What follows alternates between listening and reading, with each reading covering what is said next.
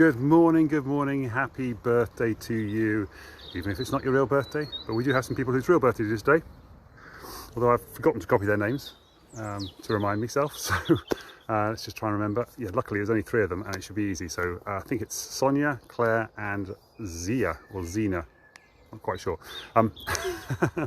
Good, cool name though, cool name. Hope you're well this morning. Happy birthday. Welcome to the first day of the rest of your life. Every day is your birthday if you choose to celebrate it, of course. We are going to talk about rejection today, and there's going to be a couple of changes coming up as well, because I had a good conversation over the weekend. So for a start, I've got no links in this description anymore because somebody said that if you put links outside of Facebook into your description, then Facebook don't share it as much. Because obviously it looks like you're trying to direct people away from Facebook, which they don't like. So we may add those back in later or put them into the description, into the comment section. I'm not sure. But also it feeds into this rejection concept that I'm going to talk about in a minute as well. Yes. Breathing exercise, that's what we're going to do, isn't it? Breathing exercise. What's the one thing you're going to do today? You all know what mine is. And this comes into the rejection as well. We're going to talk about this in a minute. That landing page, that dying landing page, and we'll explain why that is in a second as well. So blow out the candle, 5 to the nose. When I've been running, it's never quite as good as it. Put the hand on your heart. Light your candles while you're holding your breath for 5. And then blow out your candles for 5. And think about that one thing you're going to get done. Also things to happen. So, and I would say do it again.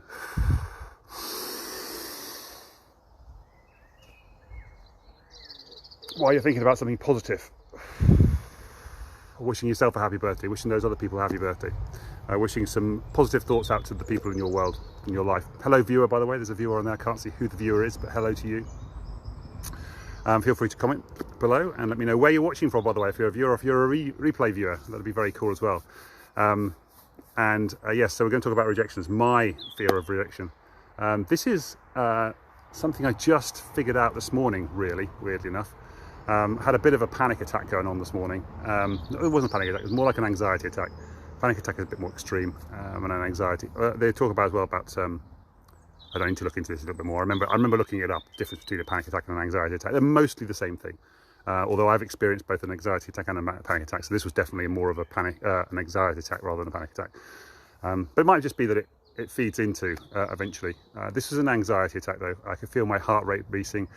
I feel shortness of breath. I wasn't doing the deep breathing, so I did end up doing that breathing exercise, that specific breathing exercise I did at 6:30 this morning to help me get control of my thoughts rather than allowing them to spiral out of control, because that's what I do. So obviously I'm going to use the same techniques I would use on other people, but I've been wrestling with this thing, and I've been wrestling with this thing about doing the landing page, and I've been wrestling for about a year now about what I thought was a problem about asking people for money, and there are money fears going on in here, there's no question about it. I've had people take money away from me, and there's some psychology language thing going on there.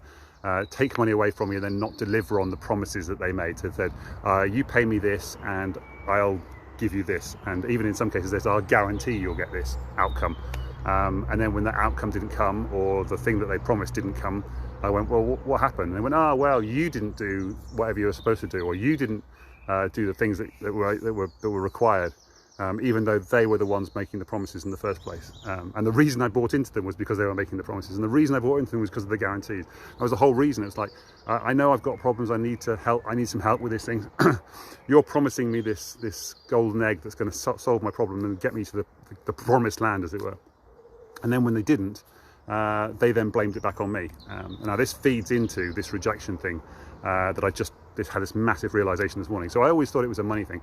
I was worried that I was going to be asking people for money, and then they were going to feel like I wasn't going to be delivering to them the promises that they thought I was going to promise. But I know in my heart, because I'm a good person, I'm a nice, genuine, really good person, that if somebody comes to me and pays me some money and expects a result, and then says to me, I don't think I got the result that I was wanting out of it, I would then go back and say, well, let's figure out what it is that we need to do. Even if I go way beyond the initial like payment or whatever to deliver that result for them, or say to them, well, I'm going to have to give you the money back because I obviously haven't delivered on the promise that I made, which is fair, and I would be happy to do that because that would be my integrity, my honesty, and my love. I've talked in the past about how my core values are honesty and love, and they keep flip-flopping between which one's highest. I think honesty is really the top, and then love is just underneath it, but every so often love gets ahead and then honesty sticks in behind. I think in all honesty they're probably, in all honesty, I love them both. There we go. And they're both up there at the same level. Hello viewer, you're still there by the way, viewer, I love it. It's nice to see you still here. So yeah, and it turns out that it's more a case of, not that I'm scared of asking people for money, I'm scared of people saying no. I'm scared of them rejecting me. And that comes from how many times I've been rejected. And not necessarily directly, or not even necessarily straight away, but you know, like you get a job and then later on you lose the job for whatever reason, and then I feel that sense of rejection because obviously I didn't do a good enough job or it didn't work. So in early 2000s, and I forgot to start my timer as well, so I've got no idea how long I've been talking for either, which is really annoying. I worked for a company in Soho in London, doing website development stuff. I was a pre-sales consultant, so I was going into companies and I was saying, hey, we're going to do a website for you, and this is how we're going to deliver it, and this is what we're going to do, and so forth. One of the companies actually was the Sun newspaper website, which was an interesting experience in its own right. But one of the things they were doing is we were going out for sales calls during the day when we were billing time with other businesses, and I felt that was wrong. I felt there was a discontinuity. Now maybe in my upper management circles they had a way of dealing with that. I don't know, but to me it felt like I was out of integrity, and I questioned it, and I got a lot of pushback, and I was like, that's interesting. And then shortly after that, a couple of weeks later or so, hello viewer, who is that? I can't see who that was, with the red headband in the profile picture. They called me into the office, and because I was still within my 3-month probation, they just said, thank you very much indeed, we don't need your services anymore, can you please leave, give us your hand in your laptop and leave. And I was devastated, and of course I said, well, why? And they said, well, we don't have to tell you why. And I was like, what? What do you mean you can't? And so that was a horribly devastating rejection there. And there have been other things as well. There was a girl I dated once, and we moved into a flat together, she borrowed my car for the weekend, said she was going to go to her parents in Birmingham. We were living in London at the time. And because I was tracking my mileage for business purposes, when I got the car back on Monday, I looked at the clock and I was noting down the miles, and I was like, oh, hang on a minute, you've only put 2 miles on the clock. I thought you went to Birmingham for the weekend. And of course, she hadn't gone to Birmingham for the weekend. She'd gone to her new boyfriend. So she was cheating on me on the first weekend when we moved in together, and we committed to a 6-month lease together, and I couldn't really afford that lease on my own. So that rejection was like, oh my God, how painful was this? So just a couple of examples of times when I've been rejected, which have then all fed into, of course, my this fear of rejection. And this is where the landing page comes into it, because and the reason why I've had a lot of coaches say to me, phone people up, get them on the phone, talk to them and tell them what you can do for them, and then get them to, not quite as harsh as this, but get them to pay you £2,000 for a 12-week support to help them with their mental health and help them feel good at the end of it. And I've always felt like, I really don't want to do that. And of course the reason is not because partly because I'm asking them for £2,000 for 12 weeks support, which is like, well, it seems like a lot of money for something that for me just seems like something I would want to help people with for free anyway. But actually the real reason I've discovered this morning really is that if those people say no and they're rejecting me, they say no. And it's like, well, I don't know whether they've got the money or they haven't got the money, but quite often people will say if they really want it, they'll find the money. So then that becomes, to me, it's like, well, if I don't persuade them to find the money, then they're rejecting me because they obviously didn't want it enough. So I didn't sell it to them enough. I didn't give them enough reason to spend the money with me. And so there's that big rejection thing. So anyway, I don't know, no idea how long I've been talking for, but that's just a real big thing there. And then I've been listening to one of the Blinkist, it's not the Blinkist book of the day, it's one of the short casts they do, because I was looking for help on rejection.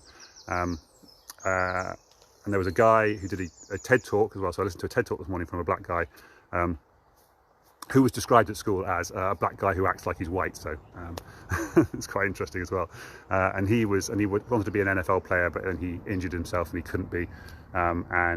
He was basically talking about how rejection is actually protection from yourself. He talked about protection for yourself because that person obviously wasn't meant to be in your life, or also projection as well. So if the other people are projecting on you their fears and their rejection and so forth, which I thought was really a good way of looking at it. That's another one. I'd love to be able to link that in the description, but I'm going for reach on this one and see what happens. Yes, and then the shortcast that I was listening to today was talking about this is a habits thing, more about this sort of thing, same sort of thing, and get into these habits of not doing these things. I'm talking about the cue, reaction, reward, I think it is, and obviously it's the reaction that's the key here, because obviously you've had the cue, and the reward comes later, but it's the reaction part of the problem. And she was saying that there's 4 different types. I can't remember, I didn't write them down. So it was perfectionism. I can't remember. Anyway, there was 4 P's. I'll put them in the comments later on. Those four things, and of course it's perfectionism and procrastination. I think one of them was. I can't remember really. Anyway, the point was, I was listening to her saying these 4 things, and I was thinking to myself, yeah, all of those are the reasons why I'm not doing the landing page. And it was quite funny. I was like, oh shit, yeah, I get all that stuff now. So anyway, so there's a little bit about my fear of rejection and what's been going on with me, and probably the reason why I've been so unsuccessful in business over the last however many years it's been, is that fear of rejection. And almost to a certain extent, I think probably what's happened is I then probably projected to avoid rejection by quitting or stopping or not doing things to avoid the potential rejection in the future. Need to investigate that a little bit more, but yeah, anyway, that's what's been going on with me a little bit. So less about how I can help you at this point, but this is more about actually, can you help me? I've been giving you these free videos since May of last year, so a year of these. Can you help me overcome my fear of rejection?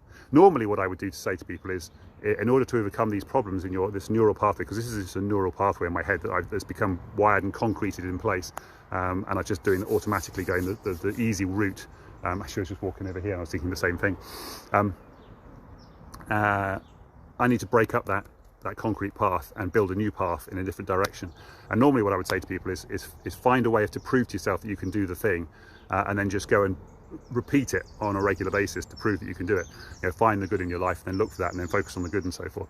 But to overcome rejection, fear of rejection, is really hard, because you have to put yourself in a position of potentially being rejected to be able to overcome the fear of rejection. So if anybody's got any ideas on that'd be great. How I can avoid rejection but get used to the fact that I'm overcoming the fear of rejection. I'm not sure. I need to be thinking about this, but if you've got any ideas, let me know. That'd be fantastic. Okay, I'm going to go now because I need to get home and get on with the landing page. Because a couple of people have said on the other videos I've seen that the only way to overcome that fear is to push through it and just do it anyway. Feel the fear and do it anyway, Susan Jeffers. But that's, yeah, tough. But the landing page should be fine, because, and part of the reason I'm doing in my head at least anyway, you do the landing page, because then I'm not actually being rejected, because people are coming to the landing page, they're looking at it, they're going down it, and they're going yes or no, but I don't get to feel that rejection necessarily. However,